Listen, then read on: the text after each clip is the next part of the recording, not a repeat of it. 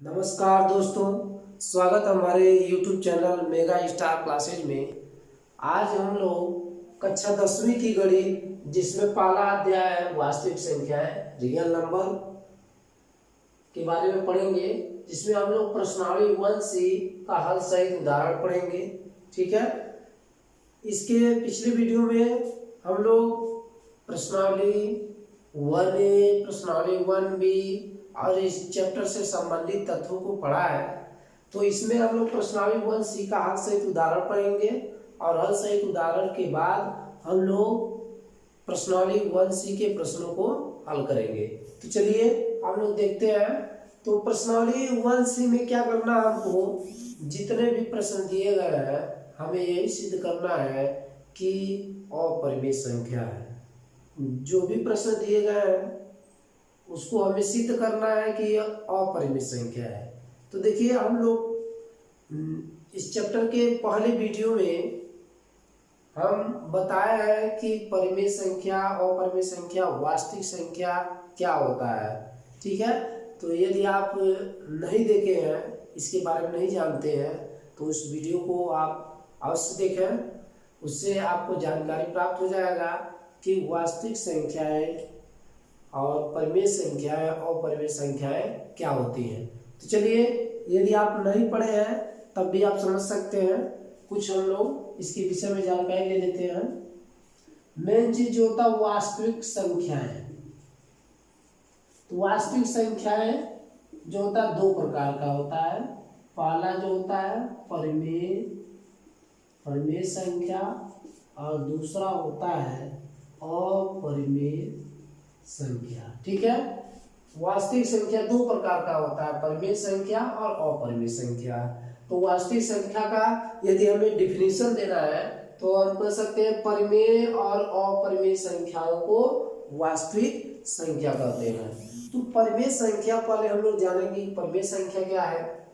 परिमेय संख्या P/Q के रूप में व्यक्त संख्याओं को परिमेय संख्या कहते हैं, जहां Q का मान 0 नहीं होता, Q का मान 0 नहीं होता और P व Q सभाज्य संख्या होता है।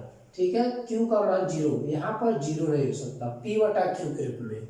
जैसे एज में मान लीजिए कोई संख्या ले लीजिए, एक है, मान लीजिए 2, 3, 4, 5, तो आप कहेंगे कि ये P/Q के रूप में नहीं है, बटा के रूप में नहीं है, तो हम इसके नीचे एक लिख सकते हैं बटा करने के लिए। P/Q के रूप में लिखने के लिए इन सभी संख्याओं के नीचे हम एक लिख सकते हैं। यदि इसके नीचे हम एक लिखे हैं तो एक में एक का भाग करेंगे एक ही आएगा, दो में एक का भाग करेंगे तो दो ही आएगा, तीन में एक का भाग करेंगे तो तीन ही आएगा। मतलब ये जो संख्याएं हम लिखे हैं उसके नीचे हम एक लिख करके P/Q के रूप में बना सकते हैं। और यदि ऋणात्मक संख्या है, ये भी सब P/Q के रूप में प्राप्त हो जाते हैं, ये भी परिमेय संख्या है। या शून्य भी है, शून्य भी एक परिमेय संख्या होता है। और मान लीजिए 5/3, 7/3 या 2/3 या -4/5, इस तरह का संख्याएं दिया गया है, तो ये भी परिमेय संख्या के अंतर्गत आता है। ठीक है, अब हम लोग जानेंगे अपरिमेय संख्या क्या होता है। जिन संख्याओं को P/Q के रूप में नहीं लिखा जा सकता है उसे अपरिमेय संख्या कहते हैं। ठीक है, जिन संख्याओं को P/Q के रूप में नहीं लिखा जा सकता है उसे अपरिमेय संख्या कहते हैं। तो इसमें जो कौड़ी वाली संख्याएं आती हैं वो अपरिमेय संख्याएं होती हैं। इसको हम एक तरह से और परिभाषित कर सकते हैं। यहाँ पर कौड़ी में P प्रकार की संख्याओं को अपरिमेय संख्या है। कौड़ी में P प्रकार की संख्याओं को अपरिमेय संख्या कहते हैं, मतलब कौड़ी में संख्या हो जैसे। और ये कौड़ी में P जो दिया गया तो P पूर्ण वर्ग संख्या न हो। पूर्ण वर्ग संख्या का मतलब जिसका वर्गमूल न लिख रहे, ठीक है, ऐसी संख्या नहीं होना चाहिए। एग्जाम्पल में हम यहाँ पर देख लेते हैं। एग्जाम्पल में जैसे मान लीजिए कड़ी में होगा नहीं, एक का वर्गमूल एक होता है, निकल जाएगा। दो का वर्गमूल नहीं निकलता है। यदि निकालेंगे तो 22 से निकालेंगे तो इसका पॉइंट में आएगा, तो पूर्णांक के रूप में आना चाहिए, ऐसा संख्या नहीं होना चाहिए। तो कड़ी में 2 है, कड़ी में 3, इसका भी नहीं निकलेगा। कड़ी में 4 का निकल जाएगा, 4 का वर्गमूल 2 होता है तो 4 नहीं होगा, तो हम 5 लिखेंगे या ऐसे 6 लिख देंगे, इसका भी नहीं निकलेगा। या इस तरह की संख्याएं हम लिख सकते हैं। यहाँ पर समझिए, जैसे मान लीजिए कोई दिया गया है, कोई दिया गया है इस तरह से 2 कड़ी में 3 दे दिया है, या 7/3 कड़ी में 5 दे दिया, इस तरह का संख्याएं आपको मिल गया। तो कड़ी वाली संख्याएं हैं तो उसे हम अपरिमेय संख्या कहते हैं, ठीक है। और इसमें ध्यान दीजिएगा, पाई जो होता है अपरिमेय संख्या होता है। आप कहेंगे पाई परिमेय संख्या है, क्योंकि पाई का जो मान होता है 22/7, तो ये p/q के रूप में लिखा गया है, ठीक है। तो ये 22/7 परिमेय होना चाहिए, लेकिन नहीं, ये अपरिमेय होता है, अपरिमेय संख्या होता है। इसको प्रश्नों को हल करने के लिए पाई का मान 22/7 या 3.14 लेकर के सरल किया जाता है, लेकिन वास्तव में पाई जो होता है वह अपरिमेय संख्या होता है। तो चलिए अब हम लोग प्रश्नावली 1C के उदाहरण को सॉल्व करेंगे। इसके बारे में हम लोग जान लिए कि परिमेय संख्या और अपरिमेय संख्या क्या है। यदि इसमें एग्जाम्पल अब हम लोग देखेंगे, दिया पहला एग्जाम्पल, दिखाइए कि कड़ी में 3 एक अपरिमेय संख्या है। तो अभी हम बात कर रहे थे कड़ी वाली जो संख्याएं होती है अपरिमेय संख्या होती है। तो यहाँ पर कड़ी में दिया है, हमको दिखाना है, सिद्ध करना है कि कड़ी में 3 एक अपरिमेय संख्या है। तो अपरिमेय संख्या है कड़ी में 3, लेकिन हमें प्रूव करना है, सिद्ध करके दिखाना है। तो चलिए हम लोग इसको सिद्ध करेंगे।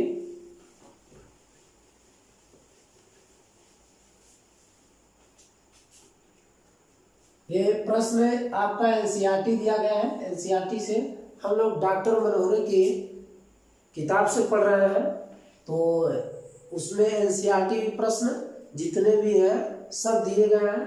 तो ये पहला एग्जाम्पल है हमारा, एनसीईआरटी है, इसको हम लोग सॉल्व करेंगे। तो कड़ी में 3 एक अपरिमेय संख्या है, सिद्ध करना है। तो ऐसे प्रश्न यदि आएंगे तो हमको क्या करना है, मान लेना है कि वह परिमेय संख्या है। हमको विरोधाभास के रूप में चलना है, विरोधाभास के रूप में। तो हम क्या कर लेंगे, मान लेंगे माना कड़ी में 3 एक परिमेय संख्या है। तो कड़ी में 3 एक परिमेय संख्या मान लिए, तो कड़ी में 3 को हम p/q के रूप में लिख सकते हैं, p/q। इसलिए कड़ी में 3 बराबर क्या हो जाएगा, p/q। क्योंकि ये परिमेय संख्या माने हैं, तो परिमेय संख्या किस रूप में लिखी जाती है, p/q के रूप में, जहाँ q का मान 0 नहीं होना चाहिए तथा p व q सहअभाज्य संख्या है या पूर्णांक है, ठीक है। तो p और q सहअभाज्य संख्या। अब देखिए सहअभाज्य संख्या क्या होता है, मतलब ऐसी दो संख्याएं जिनका उभयनिष्ठ गुणन केवल एक हो, उसे सहअभाज्य संख्या कहते हैं। जैसे मान लीजिए अब 4 लीजिए, 3 ले लीजिए, तो 4 और 3 में यदि देखेंगे तो केवल उभयनिष्ठ गुणनखंड 1 आएगा, और कोई भी इनके अलावा कोई भी गुणनखंड नहीं आएगा। 2 ले लीजिए, 5 ले लीजिए, तो 2 और 5, 2 2 से ही कटेगा, 5 5 से ही कटेगा। इसके अलावा और कोई गुणनखंड नहीं होगा, तो कुछ नहीं मिल रहा, तो 1 होता है, कॉमन 1 होता है। मतलब सहअभाज्य संख्या उसे कहेंगे मतलब जिनका एचसीएफ एक होता है, मस एक होता है, तो 4 और 3 का मस निकालेंगे तो 1 आएगा, 2 और 5 का मस निकालेंगे तो 1 आएगा। ठीक है, तो ये सभाज्य संख्याएं कहलाती है। मतलब P और Q जो दिया गया है वह सभाज्य संख्या है। मतलब P और Q का कोई उभयनिष्ठ गुणनखंड एक को छोड़कर नहीं है। ठीक है, तो चलिए इसी आधार पर हमको सॉल्व करना है। तो कड़ी 3 बराबर P बटा Q मान लिए, क्योंकि परिमेय संख्या माने हैं, इसको इधर पक्षांतर करेंगे तो भाग है गुणा हो जाएगा, हो जाएगा कड़ी में 3Q बराबर P हो जाएगा। अब दोनों पक्षों का वर्ग कर लेंगे कड़ी हटाने के लिए, दोनों पक्षों का वर्ग करने पर, दोनों पक्षों का वर्ग करेंगे हम तो क्या हो जाएगा, कड़ी किसी भी संख्या को यदि वह कड़ी में है तो उसको वर्ग करते हैं तो कड़ी हट जाता है, और कड़ी में जो संख्या निकल आता है उसको हम लिख देते हैं। तो इसका वर्ग करेंगे तो कड़ी हट जाएगा, 3 हो जाएगा, और Q का वर्ग करेंगे तो Q स्क्वायर। आप ऐसे समझ सकते हैं, जैसे वर्ग करेंगे तो ये दोनों पर वर्ग होगा, तो एक कड़ी हट जाएगा और Q का Q स्क्वायर हो जाएगा, वर्ग हो जाएगा, तो 3Q स्क्वायर हो गया, और इसका वर्ग करेंगे तो P स्क्वायर, क्योंकि दोनों पक्षों का वर्ग कर रहे हैं तो इधर का भी वर्ग होगा, इधर का भी वर्ग होगा। अब इतना हो गया, तो हम देख रहे हैं यहाँ Q स्क्वायर का गुणनफल 3 दिया है और बराबर किसके है, P स्क्वायर के। मतलब अगर ये इसके बराबर है, इसका मतलब 3 इसको विभाजित कर रहा है, P स्क्वायर को विभाजित कर रहा है। तो हम लिखेंगे चूंकि P स्क्वायर 3 से, P स्क्वायर जो है वो 3 से विभाजित हो जा रहा है। जैसे मान लीजिए हम इस तरह से समझ सकते हैं, जैसे 8 है, 8 का गुणनफल क्या होगा, 2 गुणे 2 गुणे 2, या ऐसे हम लिख सकते हैं 2 गुणे 4 कर लीजिए। इसका मतलब 8 जो है 2 से विभाजित हो रहा है या 4 से विभाजित हो रहा है। जैसे 4 गुणे 8 होता है और 2 चौका 8 होता है। ठीक है, मतलब यहाँ पर जो संख्याएं लिखी गई है इससे विभाजित हो रहा है। तो उसी तरह से ये जो P स्क्वायर है वो 3 से क्या होगा, विभाजित हो जाएगा। तो P स्क्वायर 3 से विभाज्य है, 3 से विभाज्य है, इसलिए जब P स्क्वायर 3 से विभाज्य है, मतलब P स्क्वायर 3 से विभाज्य है, तो इसका जो वर्गमूल होगा वो भी 3 से विभाज्य होगा, इसलिए P भी 3 से विभाज्य होगा। ठीक है, P भी 3 से क्या हो जाएगा, विभाज्य हो जाएगा।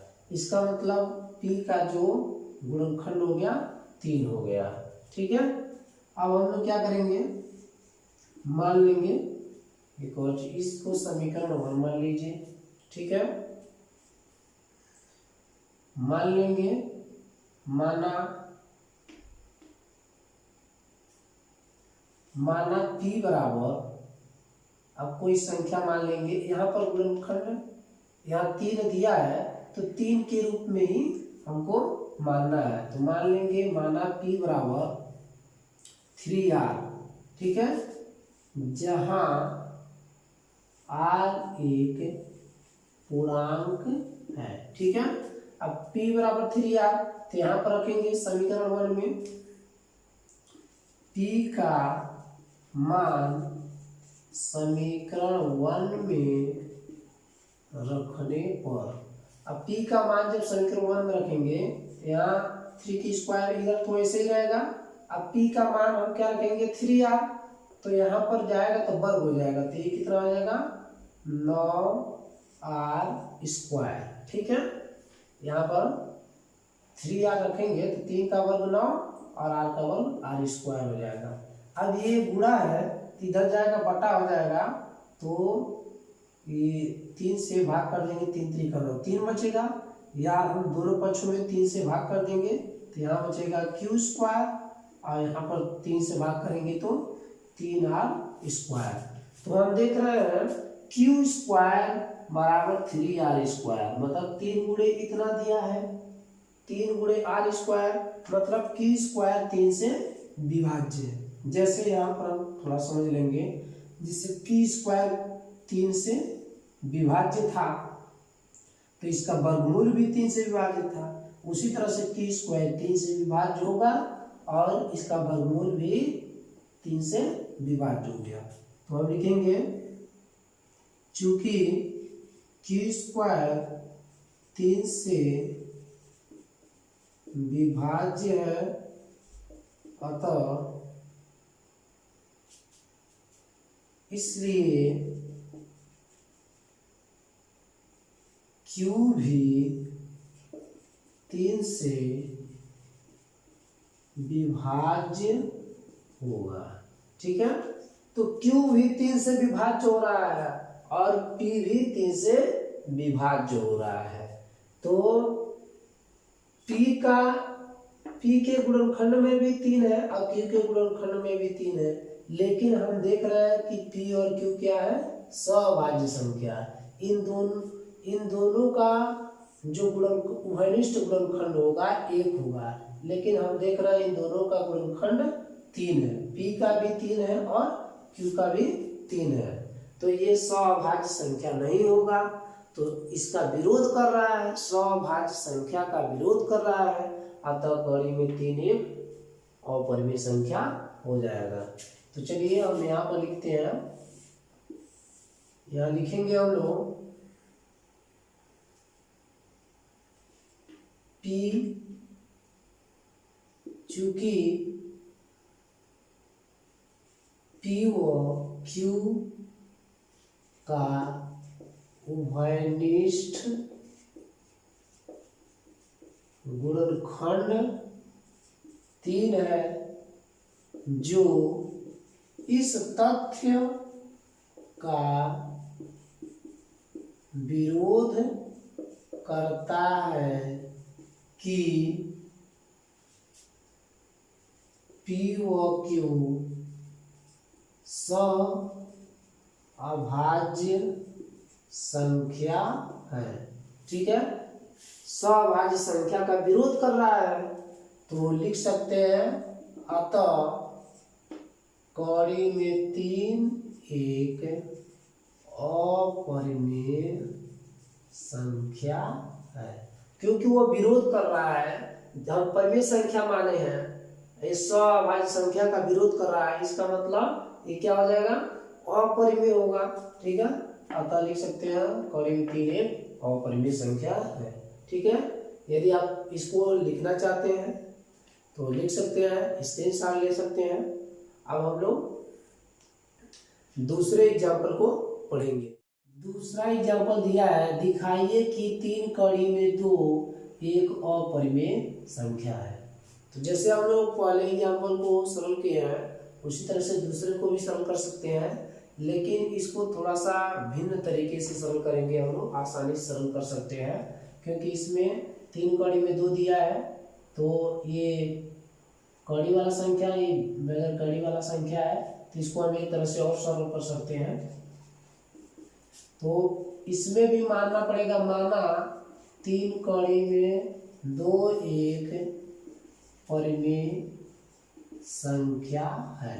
देखिए, हमें अपरिमेय संख्या सिद्ध करना है, दिखाना है, लेकिन हम क्या करेंगे, परिमेय संख्या मान करके लगाते हैं। ठीक है, और इसके बाद जो विरोधाभास प्राप्त होता है तो हम अपरिमेय सिद्ध कर देते हैं। ठीक है, तो कड़ी में 3 एक परिमेय संख्या मान लिए, तो इसको लिख सकते हैं, इसलिए 3 कड़ी में 2 हो जाएगा P/Q, जहाँ Q का मान 0 नहीं होना चाहिए और P और Q सभाज्य है, तथा P व Q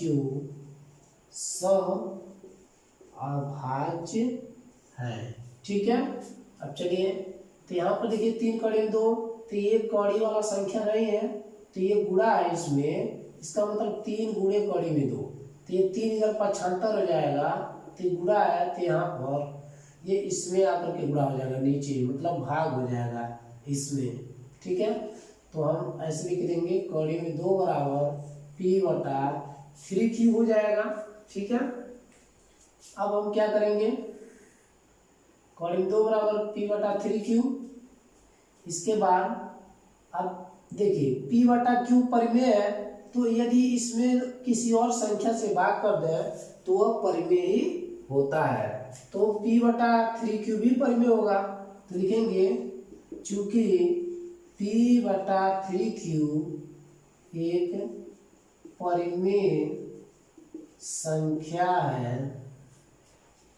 इसलिए कॉलम 2 जब ये परिमेय है तो इसी के बराबर ये संख्या दिया गया है, तो ये भी क्या हो जाएगा, परिमेय हो जाएगा। इसलिए कॉलम 2 भी परिमेय संख्या होगा।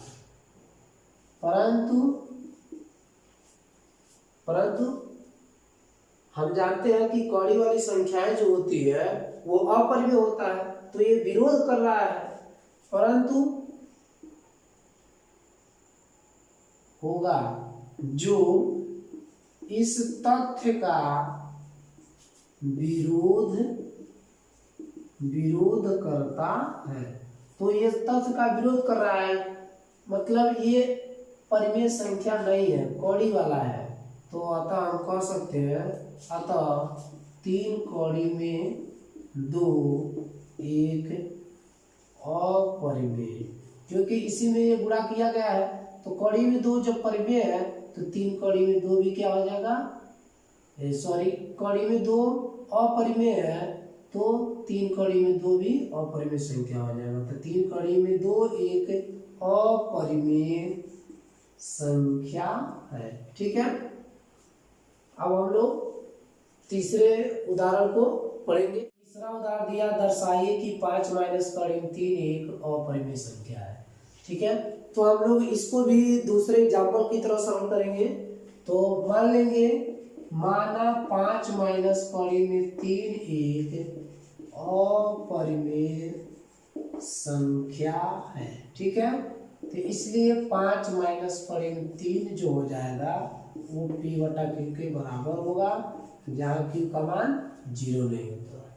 अब हम क्या करेंगे, ये कौड़ी वाला संख्या तो इधर रहने देंगे और ये अंक वाला है तो उसको पक्षांतर कर लेंगे। इसको हम पक्षांतर करेंगे, ये इसको पक्षांतर कर लीजिए, इसको इधर कर लीजिए। माइनस है उधर जाएगा प्लस हो जाएगा, और ये प्लस है इधर आएगा तो माइनस हो जाएगा।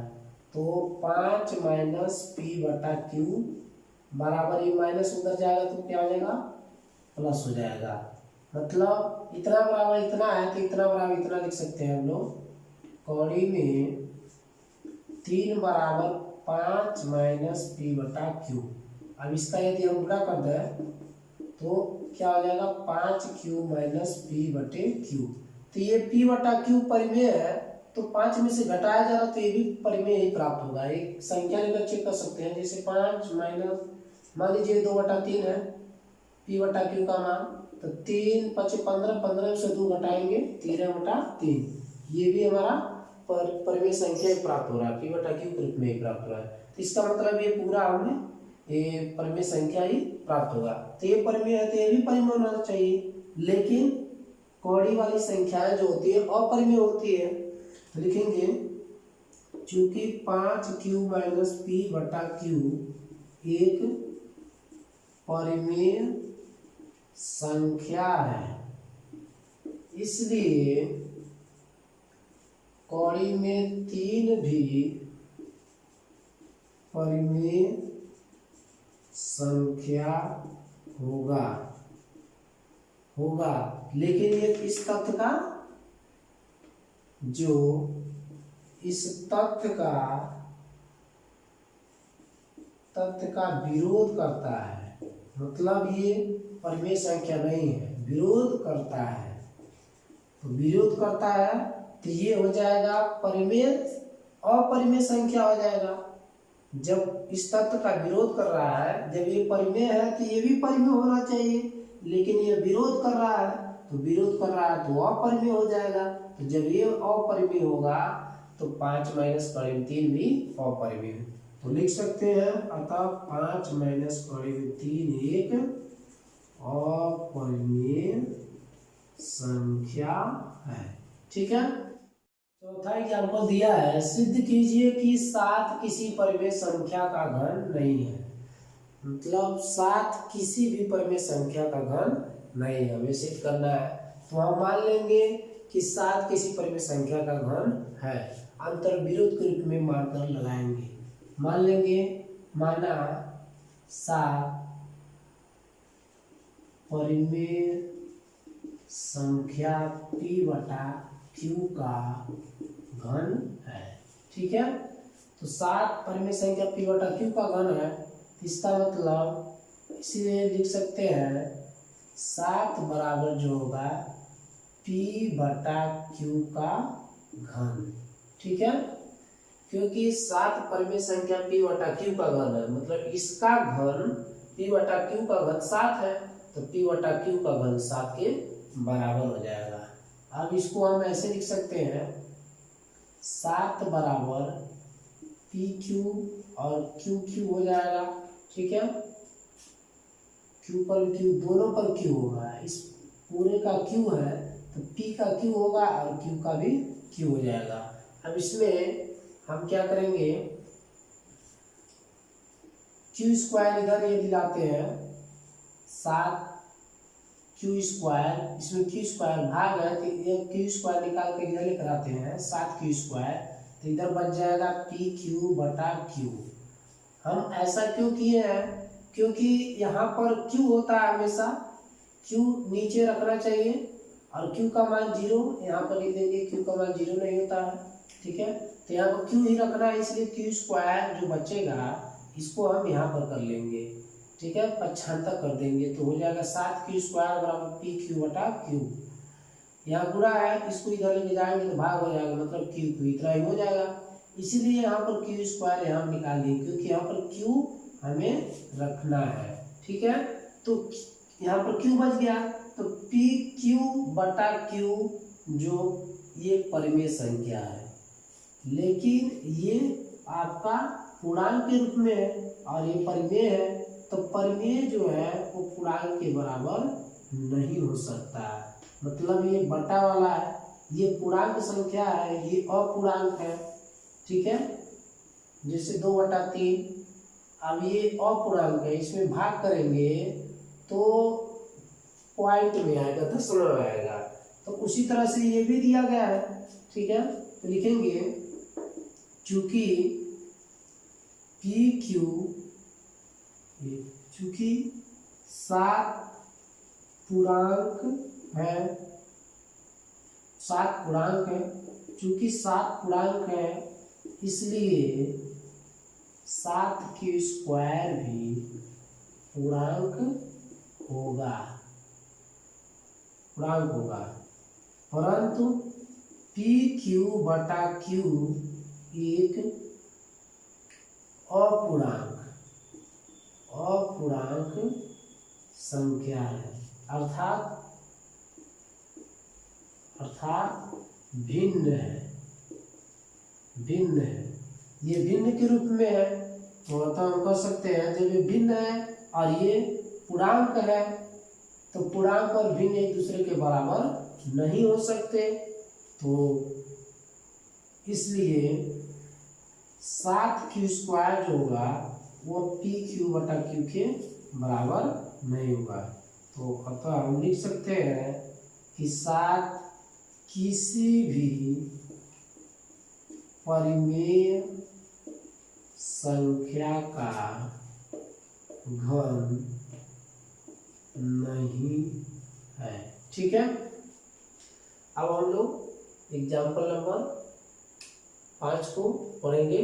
ठीक है, 5वां एग्जाम्पल दिया है, सिद्ध कीजिए कि कड़ी में 3 प्लस कड़ी में 5 एक अपरिमेय संख्या है। तो इसको भी सिद्ध करना है, कड़ी में 3 प्लस कड़ी में 5 एक अपरिमेय सिद्ध करना है। तो इसको हम लोग अंतर विरोध के रूप में ही मानेंगे, परिमेय मान लेंगे। जैसे पिछला एग्जाम्पल लगाया है, मान लेंगे, माना कड़ी में 3 प्लस कड़ी में 5 एक परिमेय संख्या है। ठीक है, और ये भी प्रश्न एनसीईआरटी है। तो परिमेय संख्या मान लिए, तो इसलिए कड़ी में 3 प्लस कड़ी में 5 बराबर हो जाएगा P बटा Q के, जहाँ Q का मान 0 नहीं होता। ठीक है, Q का मान 0 नहीं होता। अब हम क्या करेंगे, यहाँ पर दोनों देख रहा है, कड़ी में दिया गया है दोनों संख्याएं। पिछले प्रश्न को जब हम हल किए, पहले प्रश्न को, दूसरे प्रश्न को, तीसरे प्रश्न को, तो उसमें केवल एक ही कड़ी दिया था, लेकिन यहाँ पर डबल कड़ी दिया है, तो कोई प्रॉब्लम नहीं है। इसको भी हम ऐसे सरल कर सकते हैं। हम क्या करेंगे, दोनों पक्षों का वर्ग कर लेंगे। तो हम करेंगे दोनों पक्षों का वर्ग करने पर, कड़ी हटाने के लिए हम वर्ग कर लेंगे। तो वर्ग करेंगे कड़ी में 3 प्लस कड़ी में 5 का वर्ग, और उसी तरह से P बटा Q का वर्ग हो जाएगा। ठीक है, अब हम क्या करेंगे, जब इसका वर्ग करेंगे तो a प्लस बी के होल स्क्वायर पर तोड़ेंगे। a प्लस बी का जो होल स्क्वायर होता है a स्क्वायर, उसके बाद प्लस बी स्क्वायर, और दोनों का गुणा करके 2ab, इस तरह से होता है। तो हम भी क्या करेंगे, पहली संख्या का वर्ग करेंगे, कड़ी में 3 का वर्ग, तो कड़ी में 3 का वर्ग करेंगे तो 3 हो जाएगा, और कड़ी में 5 का वर्ग करेंगे तो कड़ी हट जाएगा। क्योंकि हम इसके पिछले सवाल में बताए हैं, तीसरे या चौथे एग्जाम्पल में, तो कड़ी में कोई भी संख्या रहता है उसका वर्ग करते हैं तो कड़ी हट जाता है। कड़ी में 5 है, कड़ी में 5 का वर्ग करेंगे कड़ी हट जाएगा, और इस कड़ी के अंदर जो संख्या रहता है उसी को लिख देते हैं। ठीक है, तो कड़ी में 3 का वर्ग करेंगे 3, कड़ी में 5 का वर्ग करेंगे 5, और फिर 2ab, तो 2 लिखते हैं और इन दोनों संख्या का गुणा कर लेंगे। तो दोनों कड़ी में है, तो कड़ी में जो संख्या होती है गुणा कर लेते हैं, 3 पचे 15 हो जाएगा। यदि ये संख्याएं समान रहती, जैसे मान लीजिए कड़ी में 3, कड़ी में 3, तो गुणा करते तो इसमें से कड़ी में 9 हो जाता, और कड़ी में 9 का वर्गमूल 3 होता है। अर्थात इसको हम ऐसे लिख सकते हैं, जब संख्याएं कड़ी में समान रहती है तो गुणा करते वक्त कड़ी हटा देते हैं और इसमें से एक संख्या लिख देते हैं। ठीक है, जैसे इधर 3 आया है उस तरह से।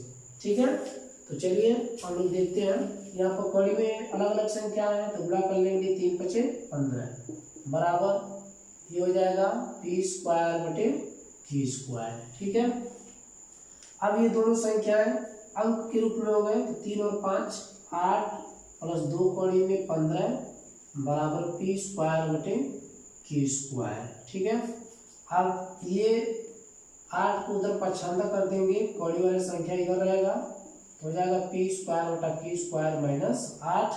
अब ये 2 भी पक्षांतर कर लेंगे हम, पहले इसको सरल कर लेते हैं, 2 कड़ी में 15 तो हो जाएगा P स्क्वायर बटा, इसका इसमें गुणा कर लेंगे तो इसका इसमें गुणा करेंगे तो 8Q स्क्वायर, अब पूरा का बटा हो जाएगा Q स्क्वायर। तो ये यहाँ पर P बटा Q परिमेय है, तो इसमें कोई भी यदि परिमेय संख्या होती है तो उसमें घटाइए या जोड़िए, गुणा कीजिए, भाग कीजिए, किसी भी संख्या का वह परिमेय संख्या ही होता है। तो यहाँ पर दिख रहा है इसका वर्ग किए हैं, फिर 8 घटा रहा है, तो तब भी ये परिमेय संख्या के रूप में ही होगा। जैसे एग्जाम्पल के रूप में मान लीजिए 2 बटा 3 हो गया, इसका वर्ग कर लीजिए हो जाएगा 4 बटा 9। अब इसमें से 8 घटा लीजिए तो 9 8 72, तो हो जाएगा 4 माइनस 72 बटा 9। 4 में से 72 घटा लेंगे तो माइनस 68 बटा 9, मतलब ये भी आपका परिमेय संख्या ही है, तो हम कह सकते हैं परिमेय संख्या है। ठीक है, उसी तरह से अब यहाँ 2 कड़ी 15 है, तो 2 कड़ी के अंदर नहीं है तो इसको भी पंचातर कर लेंगे, तो ये गुणा है तो इधर बटा हो जाएगा, भाग हो जाएगा। कड़ी में 15 बराबर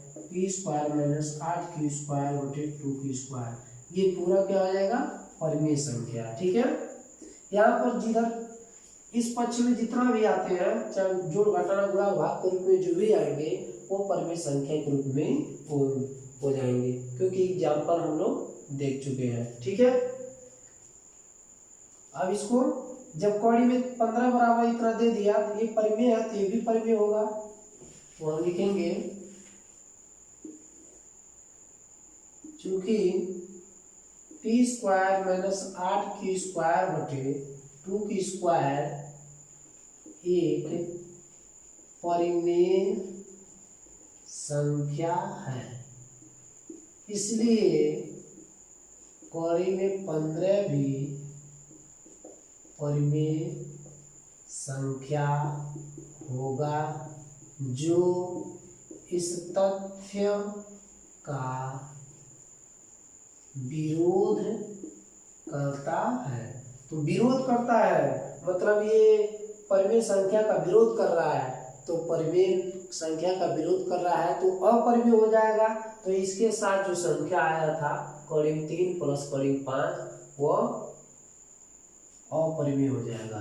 तो लिख देंगे अतः कड़ी में 3 प्लस कड़ी 5 एक अपरिमेय संख्या है। ठीक है, अब यहाँ पर क्योंकि इसमें दोनों संख्या है, कड़ी में 15 में हम देख सकते हैं कड़ी में 3 गुणे कड़ी में 5 दोनों संख्याएं हैं, मतलब ये आपका अपरिमेय तो ये भी अपरिमेय ही होगा। मतलब कड़ी में 15 अपरिमेय आ गया तो इनका योगफल कड़ी 3 प्लस कड़ी 5 भी अपरिमेय संख्या होगा। ठीक है, अब हम लोग छठवें उदाहरण को जो लास्ट उदाहरण है पढ़ेंगे। छठवां उदाहरण दिया, सिद्ध कीजिए कि 5 - 2 कड़ी में 3 एक अपरिमेय संख्या है। तो इसको भी अपरिमेय के रूप में सिद्ध करना है, तो इसका हम अंतर विरोध मतलब विरोधाभास के रूप में मानेंगे। मान लेंगे माना 5 - 2 कड़ी में 3 एक परिमेय संख्या है, तो परिमेय संख्या मान लेंगे तो इसको लिख सकते हैं इसमें 5 - 2 कड़ी में 3 बराबर p/q, जहाँ q का मान 0 नहीं होता है। ठीक है, अब हम क्या करेंगे, ये कड़ी वाला नहीं है तो इसको पछादा कर लेंगे, तो इसको इधर ले जाते हैं, माइनस है तो उधर जाएगा प्लस हो जाएगा, और या इसको इधर रहने दीजिए, मतलब इसको इधर लेकर हम लोग जा रहे हैं लेकिन इधर रहने दीजिए। 2 कड़ी में 3 ये इधर जाएगा माइनस प्लस हो जाएगा। ठीक है, ऐसे लिख सकते हैं, ये प्लस इधर आएगा तो p/q और ये माइनस उधर जाएगा तो 2 कड़ी में 3, मतलब इतना बराबर इतना हम लिख सकते हैं। इसका मल्टीप्लाई कर लीजिए तो जाएगा 5q - p/q बराबर 2 कड़ी में 3। ठीक है, तो 2 को भी पछादा कर लेंगे, 5q - p/, अब ये गुणा है तो इधर आएगा 2q हो जाएगा और यहाँ पर कड़ी में 3। तो ये परिमेय है तो ये भी परिमेय होगा, लेकिन कड़ी वाली संख्याएं जो होती है वो अपरिमेय होती है, इस तथ्य का विरोध कर रहा है, तो क्या हो जाएगा अपरिमेय संख्या। तो हम लिखेंगे कड़ी में 3 बराबर 5q - p/2q, ये परिमेय संख्या के रूप में प्राप्त होगा। लेकिन चूंकि 5q - p/2q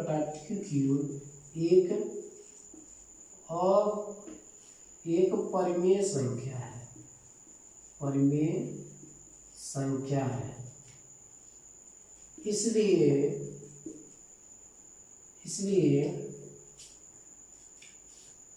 कड़ी में 3 भी परिमेय संख्या होगा जो इस तथ्य का विरोध करता है। तो इस तथ्य का विरोध करता है, इसका मतलब जब ये विरोध कर रहा है, परिमेय नहीं है तो अपरिमेय होगा, और इसके साथ जो संख्या दिया गया वो भी अपरिमेय। तो लिख सकते हैं अतः 5 - 2 कड़ी में 3 एक अपरिमेय संख्या है। ठीक है, अब यहीं पर एग्जाम्पल समाप्त होता है। अब हम लोग नेक्स्ट वीडियो में प्रश्नावली 1C के प्रश्नों को हल करेंगे। तब तक के लिए धन्यवाद।